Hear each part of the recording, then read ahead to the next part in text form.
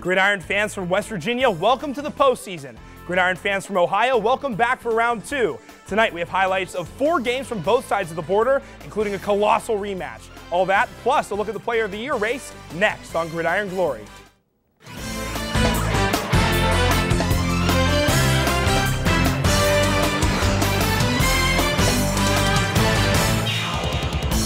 Break the huddle, football fans, because it's time for another Friday night of Gridiron Glory. I'm Nathan Takich. Tonight kicked off the Sweet 16 round of the playoffs in both Ohio and West Virginia, so the stakes were pretty high at this point. Winning means a trip to the state quarterfinals, while losing means a trip home for the winner.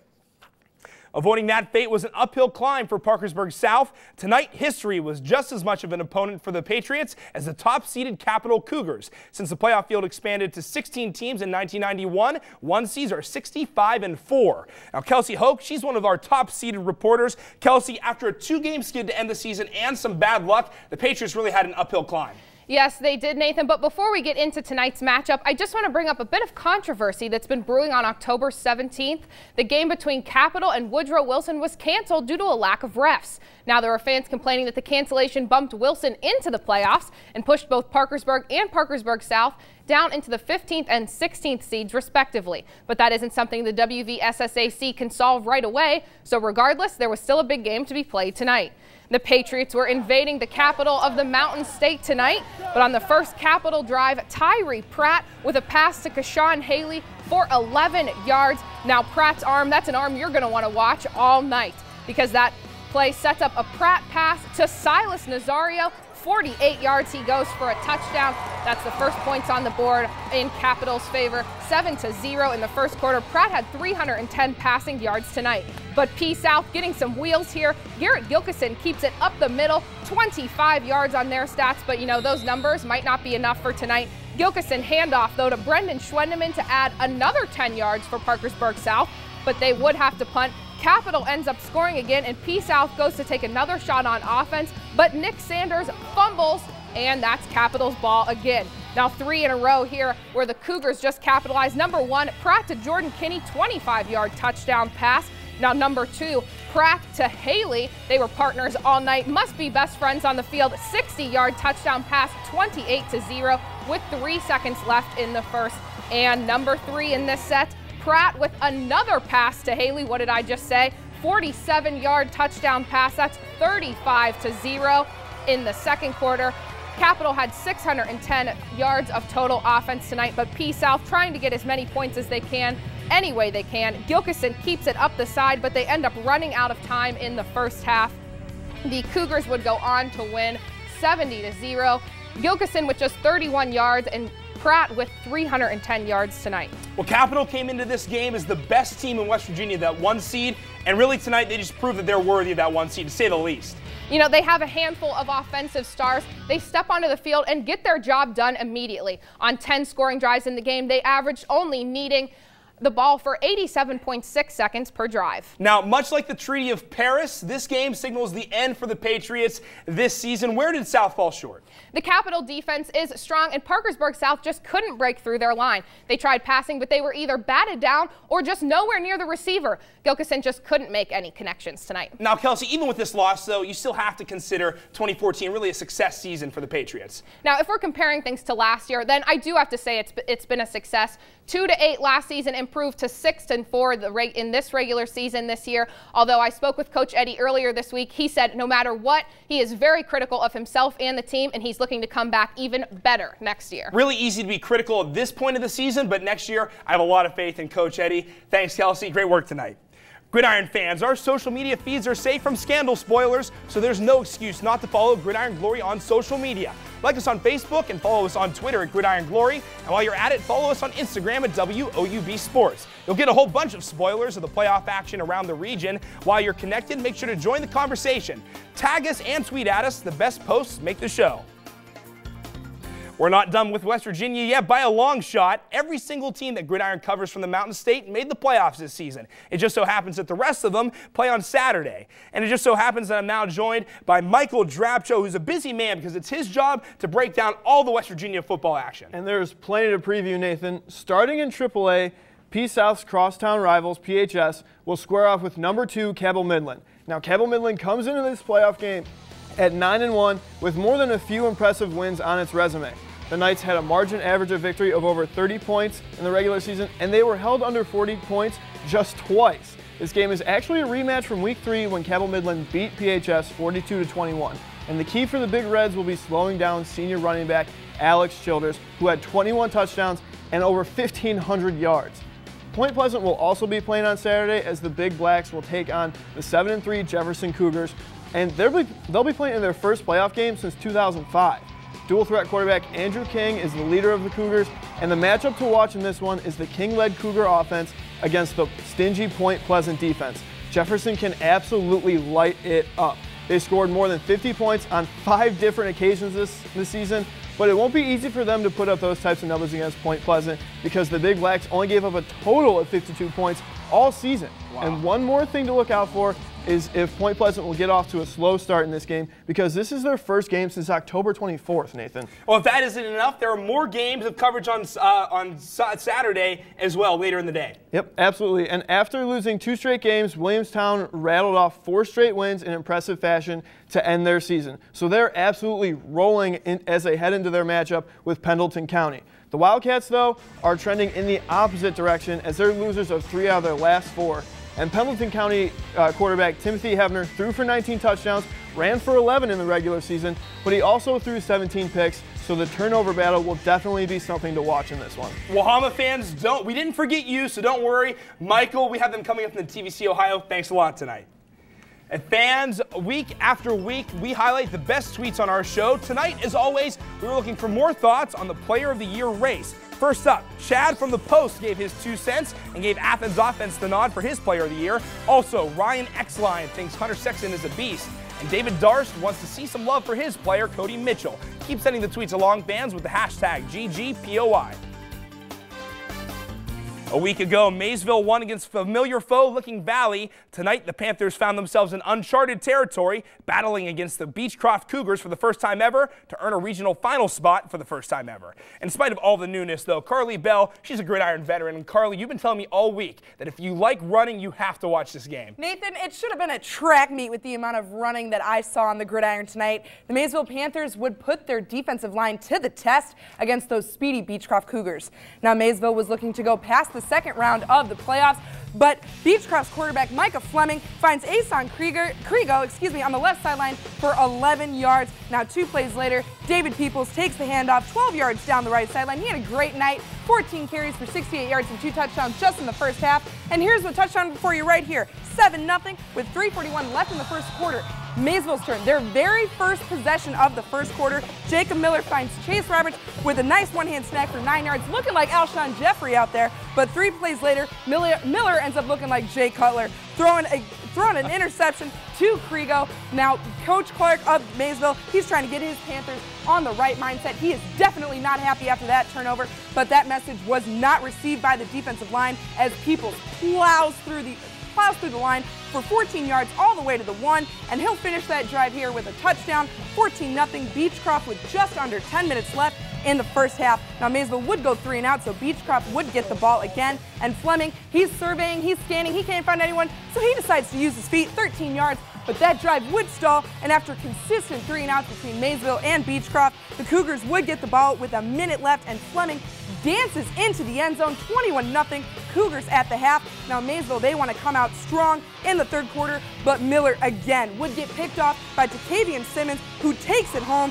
28-0 after that play. The Cougars would add 1 more and advance with a 35-0 victory over Maysville tonight. So Beechcroft outruns Maysville tonight. How did the Panthers stumble in this one? Well, Nathan, is everything an answer? Does that count? Now, the Panthers were not the dominant squad that we have seen week in and week out this season. The defensive line could not shut down David Peoples. A pass rush was not present in any form. Fleming had as much time as Peyton Manning in the pocket out there. Now, offensively, Chase Roberts could not get into his groove. No one stepped off offensively, and when you don't have leadership, Nathan, you won't get that victory. Certainly a tough way to end the season, Carly, but regardless, Craig Clark, he's built a sturdy program. What can we expect for the Panthers next season? You know, Maysville will be losing their quarterback, Jacob Miller, to graduation. However, they are still a very youthful squad and will still have their key factors in Chase Roberts and Johnny Runkle returning next year. Now, if Roberts can step up as as a leader and some maturity develops in the sophomore class, they could make another playoff appearance and maybe even go third round next year. We'll have to see if Maysville can run to the regional final next year. Carly, thanks a lot.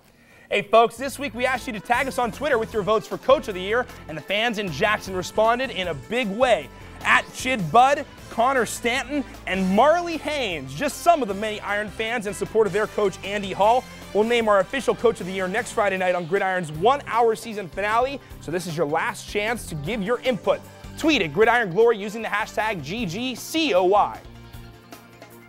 I know that it's easy to get caught up in the Player of the Year vote, but remember, the GGPOY guys wouldn't be the same without their coaches. Next week, the award ceremony extends to the sidelines when we name our Coach of the Year. I also know that Lucas Widman hasn't forgotten about the guys with the headsets. He's been keeping tabs on the coaches really all season long through the end of the regular season. And Lucas, you got to look forward to what's going on for our finalists this week. You know, Nathan, I'm losing sleep just thinking about 1 week away from naming our Coach of the Year. It's going to be awesome. We have 9 great candidates, and I've been placing them into 3 different categories. I have the undefeated or expected, the most surprising, or the most improved. Obviously, Andy Hall, Ryan Adams, Justin Buttermore, Craig Clark, David Darst, and Phil Ferris are in the undefeated or expected. These guys were definitely in the discussion at the beginning of the season. Most surprising includes Greg Adams of Belpre. I don't know if many people had the Golden Eagles finishing 8-2. Most improved has to go to Mike Eddy and Alex Penrod. Both coaches finished with 4 more wins than the year before. So when you look at these 3 categories, which would you prefer in picking the Coach of the Year? You know, you could go with the undefeated or expected because, you know, like take the approach the NFL does. You know, when Bill Belichick went 16-0 with the Patriots, he automatically won it. But, you know, right. I personally like going with, you know, the most improved or the most surprising because, you know, Mike Eddy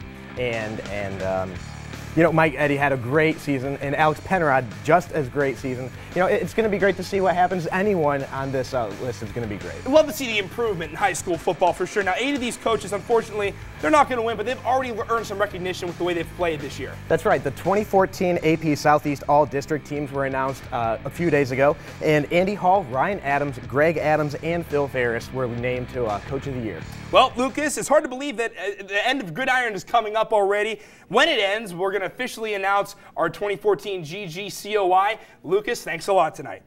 Fans, you know what else is hard to believe? That we are fortunate enough to get a rematch of 2013's Gridiron Glory Game of the Year. Once again, Tri-Valley and Athens lined up to fight for a spot in the regional finals. A quick recap from a year ago. 107 total points and 1 overtime before Athens won a barn burner, and almost all the big names are back for round 2. Anthony Bacco and Ali Dosman are set to tag team the highlights in just a couple minutes. Now don't forget, the Tri-Valley Athens winner will play the winner of Jackson versus St. Francis de Sales. A win for Jackson would make history for the program because the Ironmen have never won 2 playoff games in the same season. Now, Jackson's hope that 2014 would be the year. That's on the line. Carter Eckel joins me now to talk about a game that really looked like it would be a true test for that Jackson defense. Well, let's first take a quick flashback to 1996 when these two met up in a very similar scenario, but DeSales snuck out with a victory. Now back to tonight where the Ironmen were looking for another shot at making history of their own. And what better way to do that than behind a Gridiron Glory Player of the Year candidate in Hunter Sexton. Now you get a look at him warming up right here, hoping to get the Ironmen out to a hot start, and they would do just that as Derek Rafferty is going to go 23 yards up the middle for a first down, setting up the Ironmen inside Stallion territory. A couple plays later, they're going to give it right back to the man himself, Derek Rafferty, 15 yards down to the 8-yard line, setting up the Ironmen in the red zone, where Hunter Sexton's going to make a little bread and roll right into your kitchen over a Stallion defenseman, 7-0 Jackson midway through the first quarter. Now that drive took 6 minutes. DeSales drive took 2 plays. Jake Gilmore, 68 yards to the house, 7-7 game midway through the first quarter. Now, Jackson would look to respond quickly. Hunter Sexton screen pass. That pass is actually backwards. That's going to be recovered by Sean Snyder, and the Stallions are going to make the Ironmen pay. Delosier is going to drop back, and he's going to find Justin Borghese down inside the red zone, setting up a 1-yard touchdown run for Delosier, punching it right up the gut, making it 14-7 Stallions midway through the second quarter. Now the Ironman cheerleaders were looking to get the Jackson faithful pumped up, and Hunter Sexton would try to do the same thing on Jackson's next drive. He's going to keep it himself, hit the gap, but boom, gets popped by Sean Snyder. That would set up a Jackson 46-yard field goal, which is going to fall just short. And guess what? The Stallions are going to make the Ironmen pay again. Delosier is going to find Michael Wade on the sideline, 26 yards. That would set up a Stallion field goal before the half. They would turn it over in their first possession in the second half, Jackson would turn that into a touchdown, as you see right there, but it wouldn't be enough as DeSales would go on to take this one 24-14. Well, that Jackson score in the first drive really made it seem like Jackson could hang, but in the end, that offense just stalled. You know, the Ironmen put together a 77-yard opening drive to put 6 points on the board, but after that, they were held in check the rest of the night. Jackson's second touchdown came after that Stallion turnover I mentioned, giving the Ironmen possession, but they were already in the red zone. Now, all year long, we've heard about that Iron Curtain defense that Jackson has. How is DeSales able to put up enough points to take this game?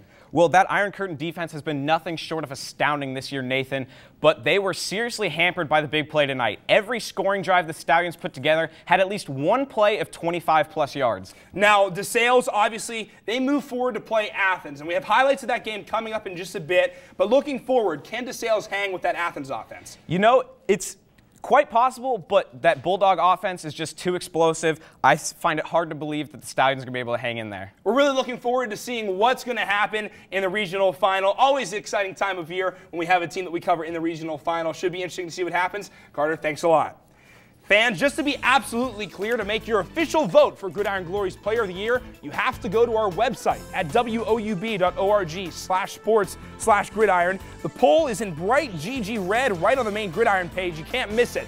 While you're online, check out recaps from all of Saturday's action. But that's not all. Check back in the middle of the week for regional final previews. And all that and more is online at woub.org/sports/gridiron. Only 15 men ever have been named Gridiron Glory's Player of the Year. It's a club that's more exclusive than the winners of the Heisman Trophy. 1 week from tonight, the GGPOY club will expand to 16. And the nominees are...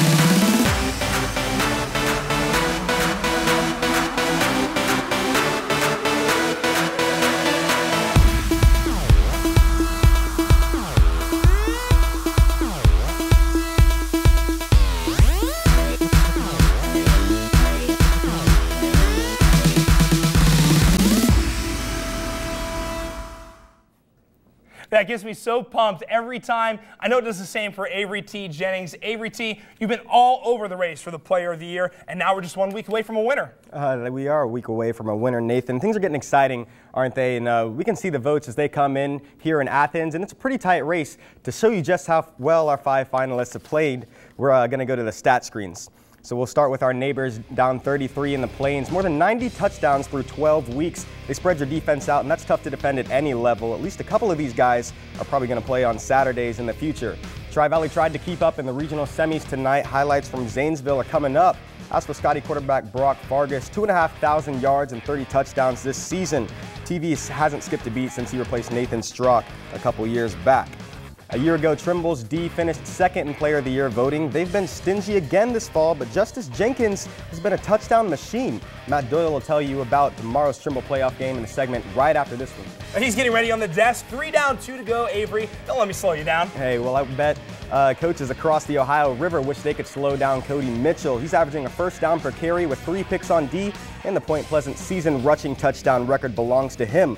And as you just saw, Jackson's season came to an end tonight. 11-1 ain't bad, though. Hunter Sexton already got a white letter jacket for that perfect season. Nathan, he might just add a Player of the Year trophy to that next Friday. Now, voting closes on Wednesday. You got to get your vote in online, like I said, at woub.org/sports/gridiron. You can do that on our website now. Avery, out of all those guys that we mentioned, obviously some great talent all over the place. We have the whole offense, so, I mean, obviously great talent, but who's impressed you the most? Well, I really like what Cody Mitchell has done for Point Pleasant in their first year back on our show. He's a guy that really likes the ball in his hands. But it's not up to me, Nathan. It's up to these guys out here. So log on to our website and vote if you haven't already. You've got until Wednesday. Now, I mean, 100% of the vote comes from the fans. It's really important. I know Marcus Mariota and Dak Prescott wish they had a chance to win our trophy. It's real big. It's like 6 feet tall or something. Avery T., I look forward to seeing you again next week for one more time. Thanks a lot tonight. Football fans, if voting for Gridiron Glory's Player of the Year is still on your to-do list, hurry up and go online to woub.org/sports/gridiron. Voting ends on this Wednesday, like I said, so don't wait any longer. Remember, the winner is 100% fan-picked, but choose wisely because you only get one vote from each internet-capable device. It's a close race, so tell your friends and your friends' friends to vote for our Player of the Year on woub.org/sports/gridiron. Coming into Week 12, all 5 of the Player of the Year finalists were still playing, including Justice Jenkins, the representative from the TVC Hawking, which still has 2 teams alive, Trimble and Wahama, who both play tomorrow. Hopefully now Hawking reporter Matthew Doyle doesn't feel cheated out of his highlights tonight, but I'm sure he'll be okay. You still have a lot to cover for tomorrow. Well, you know I do enjoy calling highlights, but it's not too bad of a second option to stay inside tonight and preview the remaining TVC Hawking playoff games. And we didn't get to call Trimble's playoff game last weekend, and unfortunately that remains the same as they played Caldwell on Saturday. Trimble won with ease over Sims Valley 55-8 in the first round, and it was the Austin Downs and Justice Jenkins show. What else is new? Jenkins rushed for 196 yards and 5 touchdowns, and as if that wasn't impressive, Nathan, Downs pulled in 3 scores on 177 yards receiving. But this week's matchup will be a little bit more difficult because they're going up against that undefeated Caldwell team. The Redskins feature a 2-headed monster in quarterback Tanner Clark and running back Bricker Laurie. In their 48-25 win last week, Clark threw for 2 touchdowns and ran for another, while Laurie punched in 3 on 91 yards rushing. Trimble has done well stopping that run game so far this year, so it should be an exciting matchup. Obviously, we're going to be keeping a really close eye on that matchup for the Tomcats. Now for Wahama, the White Falcons, they have a really tough test in the first round against St. Mary's. 30 points. That's the average margin that the Blue Devils have won by this season. And for the White Falcons to be in this game, Demetrius Sarevich and Caleb Sheets need to have huge games on the ground. The two have combined for over 2,300 rushing yards this season, and they'll have to get Wahama rolling early as the White Falcons have been outscored 155-120 in the first half this year. They cannot afford to let that happen against the only undefeated Class A team in this bracket, Nathan. It would be a big upset, but hey, Wahama has done crazier things, winning the state championship a couple years ago. Matt, thanks a lot. Fans, it's time to check out the coolest football photos of the night. Here we go to Instagram, where several of our Player of the Year nominees were on display. First, check out the calm before the storm. The captains of Athens and Tri-Valley shaking hands before the start of the game. And on the right, the Jackson fans want to see a Gridiron Awards sweep. The ad is for Hunter Sexton and Andy Hall. To see more Instagram action, check out our account at WOUB Sports.